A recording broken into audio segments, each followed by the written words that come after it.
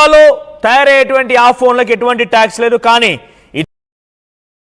ఇతర దేశాల్లో తయారైనటువంటి ఏ ఒక్క ఫోన్ అయినా కూడా అది అమెరికాలో సేల్స్ చేయాలంటే కనుక తప్పకుండా 25% టారిఫ్ కట్టాల్సినటువంటి ఒక చర్చని అని తీసుకొచ్చారు, ఆ నిర్ణయం తీసుకున్నారు. సో ఈ నేపథ్యంలో ఇప్పటికే Tim Cook, Apple CEO Tim Cook ఒక వార్నింగ్ ఇచ్చారు. డొనాల్డ్ ట్రంప్ భారతదేశంలో ప్రొడక్షన్ చేయాల్సిన అవసరం లేదు, భారతదేశంలో వాళ్ళ సంగతి వాళ్ళు చూసుకుంటారు, అధికంగా ట్యాక్స్ వసూలు చేస్తోంది భారతదేశం, కాబట్టి అక్కడ నువ్వు ప్రొడక్షన్ స్టార్ట్ చేయాల్సిన అవసరం లేదు, నువ్వు ఏమైనా చేయాలనుకుంటే కనుక అమెరికాలోనే చేయి అని చెప్పి కూడా చాలా సీరియస్గా వార్నింగ్ ఇచ్చారు. కానీ టిమ్ కుక్ డొనాల్డ్ ట్రంప్ యొక్క వ్యాఖ్యల్ని చాలా తేలిగ్గా కొట్టిపారేశారు. నువ్వెవరైనా నాకు చెప్పడానికి, నేనేం చేయాలని కూడా ఒక దేశ అధ్యక్షుడు చెప్తున్నావంటే నా అంతటా నా కంపెనీ ఏం చేయాలని నువ్వు చెప్పాల్సిన పని లేదన్నట్టుగా చాలా ఈజీగా కొట్టిపారేశారు. ఆ తర్వాత అమెరికా అధ్యక్షుడు డొనాల్డ్ ట్రంప్ యాపిల్ కంపెనీకి కూడా షాక్ ఇచ్చారు. యాపిల్ కంపెనీ ఇండియాలో ప్రొడక్షన్ కనుక చేస్తూ ఆ కంపెనీకి సంబంధించిన ఆ ఫోన్స్ని అమెరికాలో కనుక సేల్ చేయాలనుకుంటే 25% టారిఫ్ కట్టిన తర్వాతనే సేల్ చేయాలనే రకం విషయాన్ని ఆయన చెప్పుకొచ్చారు. అయితే కేవలం యాపిల్ కంపెనీ వరకే పరిమితం కాదు, ఇప్పుడు ఏకంగా ఏ స్మార్ట్ ఫోన్ అయినా కూడా, అది ఏ ఫోన్ అయినా ఏ బ్రాండ్ అయినా, ఎక్కువగా శాంసంగ్ లాంటి బ్రాండ్స్ కూడా ఎక్కువగా అమెరికాలో సేల్స్ అవుతూ ఉంటాయి. అమెరికాలో కూడా పెద్ద ఎత్తున వాటి సేల్స్ ఉంటాయి. కాబట్టి యాపిల్ ఫోన్లతో పాటుగా శాంసంగ్ కూడా కొంత ఎఫెక్ట్ పడే అవకాశం ఉంది. ఇప్పుడు శాంసంగ్ సహా అన్ని కంపెనీలకి, ఏ కంపెనీ అయినా ఏ బ్రాండ్ అయినా ఇతర దేశాల్లో ప్రొడక్షన్ జరిగి, ఇతర దేశాల్లో తయారీ జరిగి ఆ ఫోన్ని కనుక అమెరికాలో అమ్మితే దానికి తప్పకుండా 25% టారిఫ్ కట్టాల్సిందే అని చెప్పి ఆయన చాలా క్లియర్గా ఇదొక వార్నింగ్, ఇదొక వార్నింగ్ అని చూడాలంటే ఈయన అహంకారం ఎలా ఉందనంటే మొత్తం మా దగ్గర జరగాలి, మొత్తం మా దగ్గర జరగాలి, ఇతర దేశాలకు మేమే అమ్మాలి, ఇతర దేశాలు మొత్తం మా నుంచి అడుక్కోవాలి, ఇతర దేశాలు మొత్తం మా ముందు చేయి చాచాలి, అమెరికా తప్ప ఎక్కడ ప్రొడక్షన్ చేయకూడదా, అమెరికాలు తప్ప ఇంకా ఇతర దేశాలు ఎక్కడ కూడా కంపెనీస్ ఉండకూడదా, అమెరికాలు మాత్రమే జనాల, ఇతర దేశాల జనాలు లేరా, అమెరికన్స్ మాత్రమే మనుషులు, ఇతర దేశాల మనుషులు లేరా అంటే ఆయన ఆలోచన ఎలా ఉందంటే ఆయన అమెరికా అధ్యక్షుడు కాదు, అమెరికా అనేటువంటి ఒక కంపెనీకి ఆయన CEOనో లేకుంటే MDగానో చేస్తున్నట్టు కనబడుతున్నది. ఒక బిజినెస్ మ్యాన్, ఫక్త్ బిజినెస్ మ్యాన్గా తన ఆలోచనలు ఉన్నాయి. ప్రతి దాన్ని ఆయన డబ్బు రూపేణ చూస్తున్నారు. అయితే ఈ డబ్బు రూపేణ చూసేటువంటి విషయం పైన మనకు కొంత ఇబ్బంది అనిపించవచ్చు, కానీ అమెరికన్స్కి అయితే ఆయన నిర్ణయాలు కొంత మెజారిటీ 40-60 రేషియోలో 40% ఆఫ్ ది అమెరికన్స్కి ఆయన నిర్ణయాలు వస్తున్నాయి. కారణం ఏంటంటే ఆయన అమెరికా ఫస్ట్ నినాదంతో అమెరికన్ నిధులు అమెరికా ట్యాక్స్ ద్వారా వసూలు చేసేటువంటి ఏ డబ్బును కూడా బయటికి రూపాయి వదలడం లేదు. పైపెచ్చు ఇతర దేశాలు ఏవైనా కనుక తమ ప్రాంతంలో సేల్స్ చేయాలనుకుంటే వారందరిపైన టారిఫ్లు ఎంతలా అంటే ఏకంగా చైనా లాంటి ఒక దేశం పైన 140% ట్యాక్స్, సుమారుగా 200% ట్యాక్స్ ఈ రకంగా విధించాడు ఆయన. సో ఆ చైనా పైన విధించారంటే వాళ్ళిద్దరి మధ్య శత్రుత్వం ఉంది, విభేదాలు ఉన్నాయి, వార్ కొనసాగుతుంది, కోల్డ్ వార్ జరుగుతుంది కాబట్టి ఓకే. కానీ అన్ని దేశాలపైన అదే ఎఫెక్ట్ చూపించడం చూస్తుంటే అన్ని దేశాలతో యుద్ధాలు ఉన్నాయా, అన్ని దేశాలతో విభేదాలు ఉన్నాయా? కాదు కదా.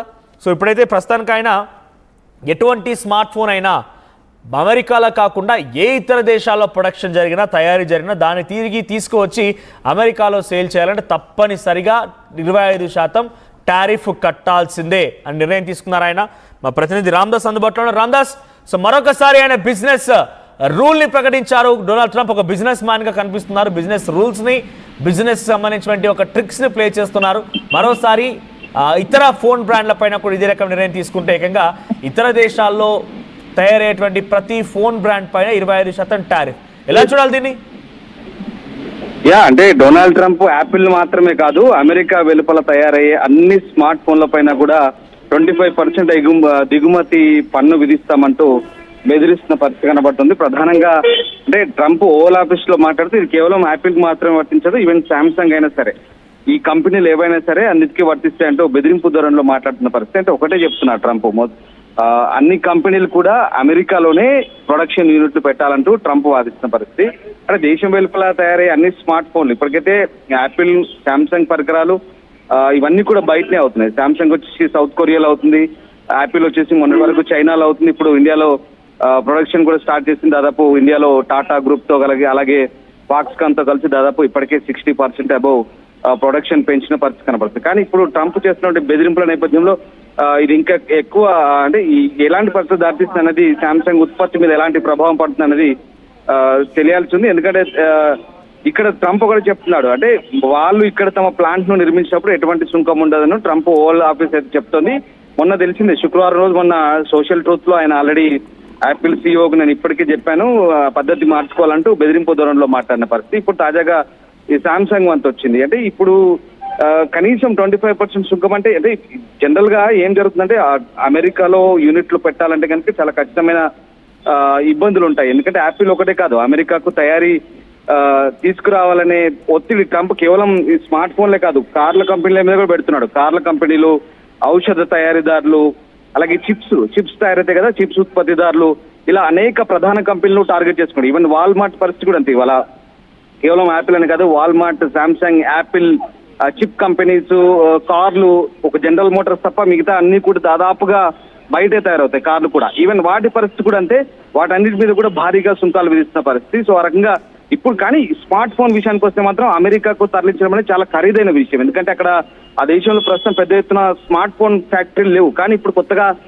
ప్రొడక్షన్ యూనిట్లు పెట్టాలంటే చాలా భారీ ఖర్చుతో కూడుకున్న పని, ఉత్పత్తి కూడా చాలా భారీగా ఖర్చు అవుతుంది. తద్వారా వినియోగదారునిపైనే తిరిగి ఆ భారం పడే అవకాశం ఉన్న పరిస్థితి కనబడుతుంది. సో ఆ రకంగా అంటే ఇప్పుడు ఈ నేపథ్యంలో ఇప్పుడు మరి ట్రంప్ బెదిరింపులు ఎంతవరకు పనిచేస్తాయి ఏంటనేది చూడాల్సింది. ప్రధానంగా ఈ స్మార్ట్ ఫోన్లను టార్గెట్ చేసుకుని ట్రంప్ చేస్తున్న ఒత్తిళ్ల నేపథ్యంలో ప్రస్తుతం మరి ఈ చాలా పెద్ద సమస్యాత్మకంగా మారే రామదాస్, ట్రంప్ ఉద్దేశంలో ఇక ఇతర దేశాలు ఏవి కూడా బాగుపడకూడదు, ఇతర దేశాల్లో ఎటువంటి ప్రొడక్షన్ జరగకూడదు, మొత్తం మా దగ్గర జరగాలనుకుని కోరుకుంటున్నారు ఆయన. అంటే ఇతర దేశాలు ఏవి బాగుపడదు, అమెరికాలో మాత్రమే మనుషులు, డొనాల్డ్ ట్రంప్ మాత్రమే మనిషి, ఇతర వాళ్ళందరూ కూడా యంత్రాలంటగా భావిస్తున్నారంటే ఈ నిర్ణయాలు ప్రపంచ దేశాల్లో నన్ను ఈ రకంగా ఎందుకు మాట్లాడిస్తున్నాయంటే ప్రపంచ దేశాల్లో చాలా పెను ప్రభావం చూపిస్తున్నాయి. మరీ ముఖ్యంగా ఇండియా పేరు పదే పదే ప్రస్తావిస్తూ ఆయన ఇండియాలో యాపిల్ కంపెనీ ప్రొడక్షన్ చేయకూడదు, ఇండియాలో శాంసంగ్ తయారీ జరగకూడదు, ఈ రకంగా ఇండియాని టార్గెట్ చేసి కొన్ని విషయాలు మాట్లాడడం అన్ని కూడా కొంత ఇబ్బందులకు గురి చేస్తుంది. అంటే డొనాల్డ్ ట్రంప్ యొక్క ఉద్దేశం ఏంటి అసలు? ఇక్కడ డొనాల్డ్ ట్రంప్ కేవలం అంటే అమెరికా వెలుపల, అమెరికా బయట తయారు చేసే ఏ కంపెనీ అయినా సరే టార్గెట్ గా చెప్తున్నారు.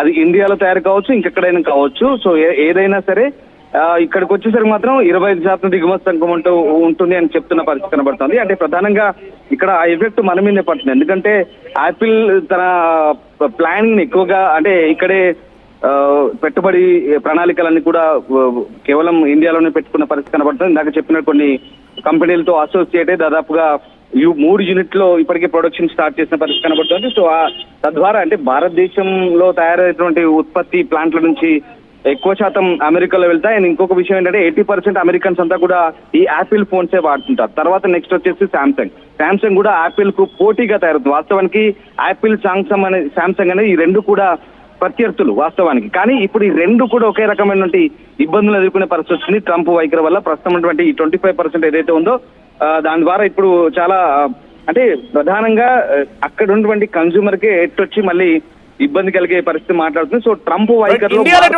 అవకాశం ఉంది. మీరు అంటున్నట్టుగా అక్కడి పబ్లిక్ ఎవరైతే వీటిని చూస్ చేసుకోవాలనుకుంటున్నారో వాళ్ళ నుంచి ట్యాక్స్లు వసూలు చేయడం కోసం ఆ కంపెనీలు వెనక్కి ఏం పోవు, అంత ఈజీ ఏం కాదు. ఒక డొనాల్డ్ ట్రంప్ నిర్ణయం వల్ల పూర్తిగా వాళ్ళంతా తలకిందులు అయిపోతారా అంటే సిచ్యువేషన్ ఉండదు. ఎందుకంటే ఇతర దేశాలు కూడా ఉన్నాయి కాబట్టి సేల్స్ కోసం మార్కెట్ అక్కడ కొంత ప్రైస్ ఎక్కువగా ఉంటే ఉండొచ్చేమో, అక్కడ ఫైనల్ కన్స్యూమర్కి దీని ఎఫెక్ట్ పడవచ్చు.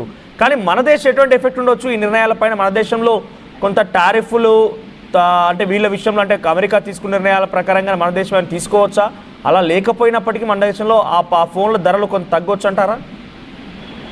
అంటే ప్రస్తుతం ఉన్న పరిస్థితిలో భారతదేశానికి మనకు ఆ పెట్టుబడుల ద్వారా కొంత మనకు మన భారతదేశంలో ప్రొడక్షన్ పెరగడం వల్ల మన